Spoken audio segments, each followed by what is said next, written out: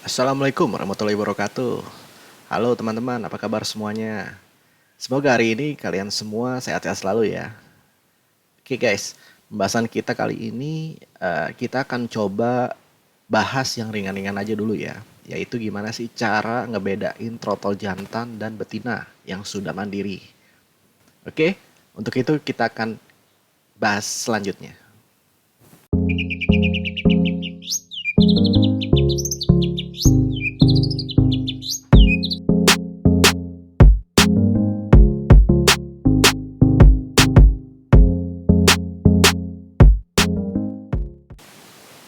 Mungkin banyak yang keliru ya pada saat membeli murai trotol, sudah dirawat lama, malah jadinya betina. Nah, mungkin perasaan ini saya juga pernah ngalamin ya teman-teman. Ya, bahkan sampai 4 kali pada saat itu ya. Itu eh, tahun 2014 atau 2013-an ya. Kurang lebih itu pertama kali saya mencoba merawat dengan murai trotol. Nah, namun dari kesalahan tersebut saya coba amatin dan coba pelajarin. Alhamdulillah sekarang ini saya udah mulai paham bagaimana sih caranya kita melihat apakah itu jantan ataupun betina ya teman-teman. Oke. Nah, sebenarnya untuk melihat murai jantan atau murai betina, kunci terbesarnya adalah di pengalaman teman-teman. Semakin teman-teman sering punya trotol jantan, itu akan semakin kuat feelingnya. Ya, bahasanya seperti itu. Nah, walaupun dari ciri-ciri fisik juga bisa jadi acuan, namun kalau menurut saya, pengalaman itu juga persentasenya lumayan besar ya teman-teman. Untuk mengetahui apakah dia jantan atau betina. Oke, saya akan bahas di sini apa sih kira-kira ciri-ciri dasar secara fisik trotol jantan dan betina. Oke, teman-teman. Di sini saya coba disclaimer dulu ya. Kalau ciri fisik ini tidak bisa 100% akurat ya, teman-teman. Karena harus didukung juga dengan pengalaman kita dan faktor-faktor lainnya juga. Jadi trotol yang kita bahas di sini adalah trotol murai yang usianya 1,5 bulan sampai 3 bulan ya. Usia yang dimana teman-teman biasa membeli dari kios ataupun dari peternak ya, biasanya seperti itu range-nya. Karena di bawah dari usia itu yang belum mandiri itu pembahasannya beda lagi. Oke, teman-teman. Nah, untuk jantan, poin-poinnya adalah yang pertama itu adalah dari bentuk kepala jantan, teman-teman. Nah, bentuk kepala jantan umumnya itu lebih besar dan papak daripada betina. Nah, teman-teman bisa ngelihatnya dari sisi atas ya, teman-teman ya. Nah, jantan itu biasanya memiliki lebar kepala yang cukup besar ya, teman-teman. Kalau kita lihatnya dari atas, oke. Nah, yang kedua adalah mata. Bentuk mata jantan itu rata-rata lebih besar dan lebih tajam, teman-teman. Serta terlihat lebih tegas ya dibanding dengan betina. Nah, ini juga kalau kita mencirikan dari fisik ini juga nggak sulit kalau nggak kita punya pengalaman tertentu ya teman-teman ya, yang bisa membedakan mata jantan dan mata betina ya. Jadi secara gampangnya itu lebih besar dan lebih tajam, terlihatnya itu lebih tegas ya teman-teman ya. Oke. Nah, lalu yang ketiga adalah paruh. Umumnya paruh jantan itu lebih berwarna pekat daripada betina. Betina itu biasanya lebih pucat, namun ada juga jantan yang paruhnya tidak pekat ya teman-teman ya. Biasanya murai-murai trotol yang seperti itu mempunyai genetik tertentu seperti genetik blorok. Ya, kalau genetik blorok memang dia paruhnya itu berwarnanya lebih kayak bule gitu ya, kayak jadi lebih lebih pudar ya, berwarnanya seperti itu. Itu kalau punya genetik blorok. Oke. Nah, lalu yang keempat itu adalah bulu. Nah, bulu trotol ini juga untuk yang jantan umumnya itu lebih tegas dan pekat, teman-teman. Tidak berwarna pucat dan biasanya mempunyai pola trotol yang pekat dan tegas pula. Ya, pola trotol itu ada di punggungnya, teman-teman, ya, yang kayak batik itu. Nah, itu biasanya lebih pekat, lebih tegas warnanya ya, lebih tegas dan juga bentuk polanya itu dia lebih banyak dan besar-besar. Biasanya kalau jantan seperti itu. Oke. Nah, lalu poin yang kelima untuk jantan yaitu adalah di ekor. Ya, umumnya untuk ekor trotol jantan warna hitam atau ekor jagonya itu biasanya lebih panjang sekitar 1 sampai 2 cm. Teman-teman ya, dari ekor putihnya, ekor putih yang paling terakhir ya teman-teman. Jadi ekor putih itu kan biasanya ada tingkatan. Nah, yang paling terakhir itu adalah acuan kita untuk memprediksi ya, memprediksi atau melihat dari sisi ekornya. Ekor jago yang duanya yang warna hitam itu biasanya lebih panjang teman-teman. Kalau yang jantan itu kita bisa simulasikan lebih panjang 1 sampai 2 cm. Lebih dari 2 cm itu lebih bagus ya. Udah pasti itu jantan. Nah, walaupun dari ekor ini ada ekor betina, trotol betina yang memang punya genetik ekor panjang, teman-teman. Ya, biasanya ada ekor betina yang punya genetik ekor panjang. Nah, itu kenapa kita juga acuan dari ekor juga nggak bisa 100% valid ya, teman-teman ya. Nggak bisa 100% akurat. Tergantung kita lihat apakah dia punya genetik atau enggak. Tapi umumnya ekor jantan itu ekor jagonya lebih panjang daripada ekor putihnya, teman-teman. Umumnya adalah seperti itu. Oke. Nah, sekarang kita coba bahas mengenai poin-poin trotol betina, teman-teman. Trotol betina dari poin pertama yaitu bentuk kepala. Biasanya itu lebih kecil, teman-teman. Bentuk kepalanya itu lebih kecil dan tidak begitu papak ya, ataupun tidak terlihat besar ya. Kalau kita lihat dari atas itu dia lebih mengerucut, teman-teman. Ya, lebih mengerucut, dia memanjang ngerucut gitu ya. Jadi seolah-olah kayak bentuk segitiga gitu ya. Nah, dia memanjang mengerucut dan jaraknya itu lebarnya itu dia tidak lebar. Oke. Nah, sedangkan untuk poin yang kedua, yang betina, matanya ini yang paling saya andalin sebenarnya untuk ngelihat ya. Kalau kalau mungkin orang-orang yang sudah punya pengalaman, salah satu poinnya adalah di mata sih sebenarnya ya. Karena ada pepatah, mata itu nggak bisa bohong, teman-teman. Nah, jadi untuk mata betina ini, kalau misalkan dari pengalaman saya, umumnya ya, mata betina ini tidak tegas dan tidak tajam, teman-teman. Seolah-olah terlihat kurang garang aja gitu ya. Ya, kalau kita punya feeling yang pengalaman juga ya, pengalaman juga biasa miara trotol jantan itu terlihat sekali gitu kalau mata ini matanya betina gitu ya. Jadi tidak ada aura garangnya, tidak ada aura jantannya di mata itu gitu ya. Oke, kalau bentuk itu relatif ya teman-teman ya. Mata betina ada juga yang belo, ada juga yang mata betina yang kecil ya, ada juga yang seperti itu. Jantan pun juga ada yang matanya kecil, teman-teman ya. Tapi auranya berbeda gitu ya. Pada saat dia melihat sesuatu atau dia hari-hariannya ya, itu akan terlihat dari gerak-geriknya. Ya, jantan itu seperti apa. Oke. Nah, yang ketiga, poin ketiga untuk betina adalah paruh. Umumnya teman-teman, paruh betina itu rata-rata berwarna pucat dan tidak pekat. Dan kalau kita lihat secara keseluruhan ya, kita akumulasikan dari poin 1, 2, dan 3 ya, sampai ke paruh, itu nanti akan terlihat sekali kalau muka betina sama jantan seperti apa. Ya. Itu kan kalau dari poin 1 sampai 3 itu kan kita ngelihat kepala, mata, dan paruh ya. Itu nanti kelihatan itu secara keseluruhan itu akan membentuk sebuah kita melihatnya itu adalah muka ya teman-teman ya.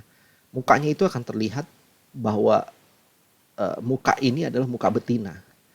Ya, muka betina itu nanti akan terlihat sekali bedanya sama muka jantan gitu ya. Oke. Nah, lalu yang keempat adalah bulu. Bulu pada betina teman-teman itu umumnya ya, ini sekali lagi saya bilang ya, umumnya itu tidak pekat. Ya, itu tidak pekat, warnanya itu tidak pekat. Apalagi kalau udah 2 bulan up ya, 2 bulan up itu akan terlihat yang namanya jantan sama betina itu lebih gampang lagi teman-teman untuk memprediksikan. Ya, umur 2 bulan sampai 2 bulan setengah itu sudah pasti trotol itu ada tanda jantan ya teman-teman. Ya, itu sudah pasti ada tanda jantan ya. Kita bisa melihat misalkan dari titik di lehernya ya, titik hitam, warna hitam di bagian dada ke leher ya, itu nanti akan terlihat warna hitamnya, hitam pekatnya. Ya, hitam pekat ya, bukan abu-abu, bukan juga hitam dop, tapi hitam pekat. Itu nanti dia akan mengeluarkan itu. Lalu di bagian dada, biasanya jantan itu lebih cepat teman-teman. Ya, lebih cepat bermutasi daripada betina. Betina itu bermutasi 3 bulan ke atas, dia baru bisa bermutasi ke warna mutasi dadanya ya, ke warna ya. Karena kan awalnya kan dia warna kuning ya. Nah, dia baru bisa bermutasi ke warna itu di umur 3 bulan up. Biasanya betina lebih telat daripada jantan. Jantan itu biasanya lebih cepat. Umur 2 bulan aja dia kita sudah bisa melihat mutasi warnanya. Ya, mutasi warnanya itu umur 2 bulan itu nggak langsung orange ya teman-teman, nggak langsung merah bata, tidak. Jadi nanti dia mutasi awalnya itu ke kuning, ke oren-orenan ya, kuning ke oren-orenan. Itu kelihatan dari situ. Nah nanti seiring waktu dia akan bermutasi, tahap pertama, tahap kedua, sampai benar-benar dia bermutasi mau ke pastol, itu sudah menjadi bulu dada yang seperti dewasa. Begitu juga warna hitamnya teman-teman. Warna hitam jantan itu mutasinya bermutasinya itu 1 sampai 2 kali ya, 2 sampai 3 kali lah bermutasinya. Ya, awal itu dia nggak langsung hitam pekat teman-teman. Awal keluar itu dia hitam biasa. Lalu seiring waktu dia akan menjadi hitam ke biru-biruan teman-teman. Nah, yaitu lebih ke metalik ya teman-teman ya. Nah itu proses mutasi murai trotol jantan yang warna hitamnya. Nah kalau yang betina enggak teman-teman. Kalau yang betina begitu dia keluar itu warnanya dop ya. Seiring kita rawat warna hitamnya makin dop. Jadi tidak ada perubahan ke warna hitam pekat teman-teman. Ya, walaupun betina tersebut juga betina hitam misalkan ya. Betina trotol yang memang genetiknya dia betina hitam, betina yang memang seperti jantan gitu ya. Tapi tetap bisa kita bedakan, yaitu hitamnya dia itu tidak metalik. Tidak ada metaliknya teman-teman, tidak ada bias keungu-unguannya. Oke. Nah, itu kita bisa bedakan di situ. Nah, poin nomor 4, bulu itu umumnya untuk betina itu memang lebih pucat ya.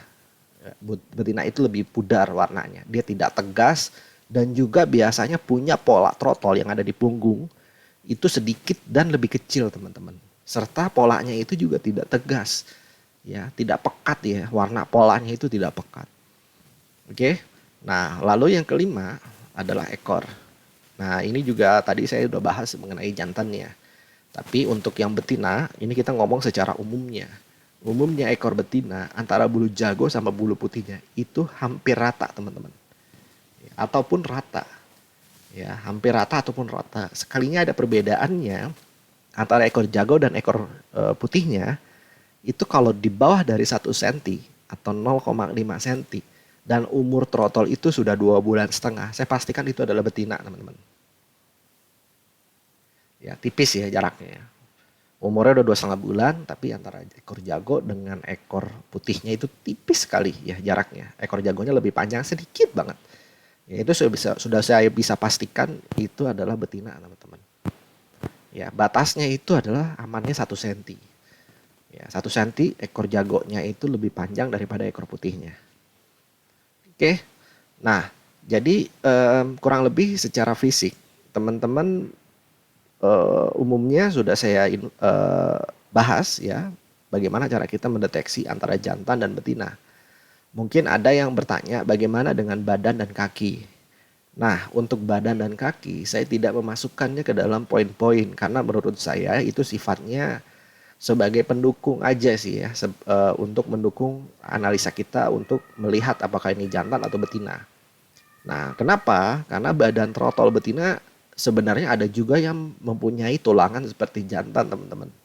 Ya, bentuknya seperti jantan. Sehingga akan sulit digambarkan atau dijabarkan ya.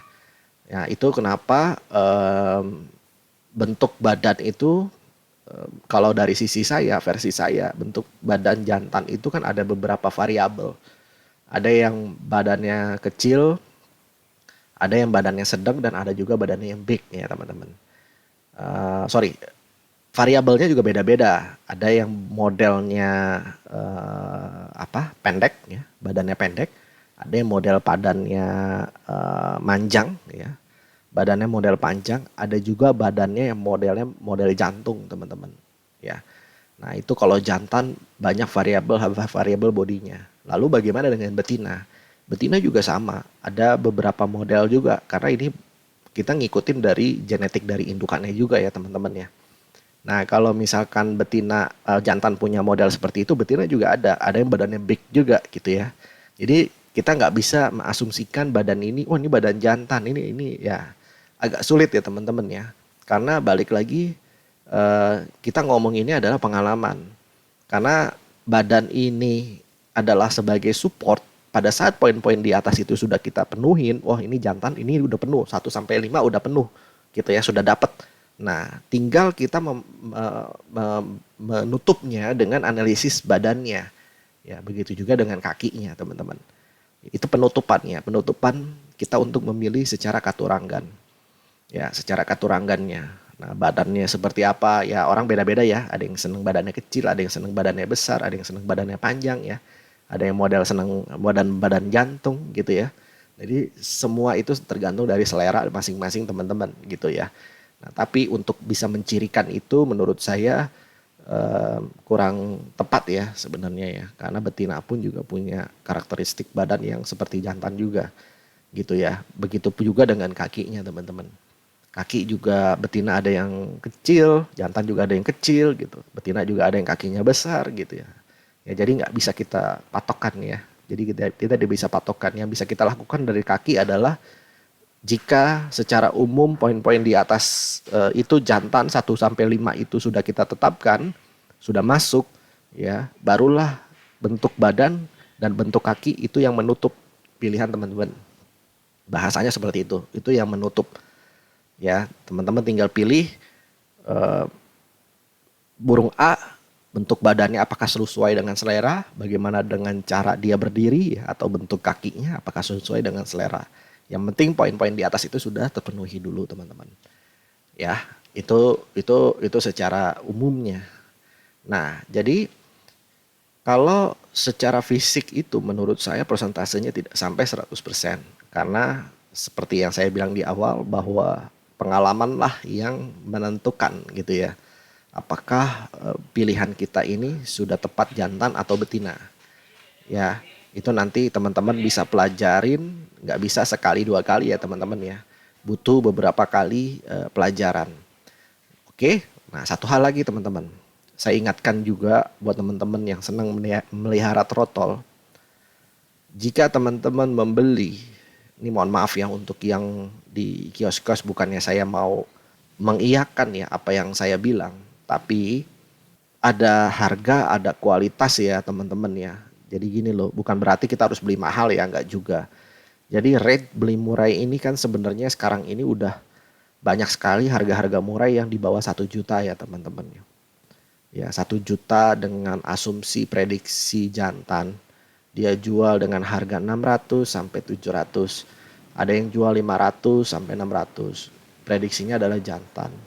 Tapi pengalaman saya teman-teman itu sudah hal yang tidak mungkin. Ya, jadi teman-teman jangan sampai tertipu. Ya, harga segitu sudah tidak mungkin jantan, teman-teman. Percaya sama saya, sudah tidak mungkin jantan. Ya, yang tepat adalah teman-teman beli langsung di peternaknya.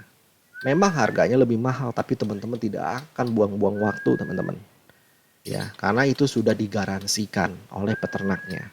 Gitu loh ya teman-teman ya. Ini bagi yang teman-teman suka ngombyok itu mohon dihati-hati aja bahwa itu tidak mungkin ada jantannya teman-teman, karena itu sudah disortir dari pengepulnya. Oke teman-teman, itu sudah disortir dari pengepulnya. Apalagi kalau penjualnya bilang gambling ya, punya ada 11 atau 12 trotol di dalam, mereka bilang gambling. itu tidak mungkin dengan harga 600, 700 ya, harga-harga di bawah 1 juta itu adalah jantan. Oke, teman-teman, itu pesannya saya. Jadi bijaklah dalam membeli trotol. Saya cuma pengen teman-teman itu nggak sia-sia untuk merawat. Karena saya pernah ngalamin beli gambling pertama kali jadi pemula ya. Beli gambling nggak taunya saya dibohongin. Dan ternyata itu memang murainya betina. Pada saat saya mau pulangin, ya tidak bisa dengan beralasan ini itu. Itu sudah basi ya teman-teman. Jadi saya di sini mengingatkan kepada teman-teman, belilah murai trotol di tempat yang memang benar-benar direkomendasikan. Jadi jangan beli asal sehingga teman-teman tidak buang-buang uang dan juga teman-teman tidak buang-buang waktu ya. Karena kasihan juga kalau teman-teman buang-buang waktu berbulan-bulan ternyata jadinya adalah betina. Sebagai penutup, kalau ada yang mau ditanyakan silakan komen di kolom komentar. Kalau ada yang suka silakan di like dan di share.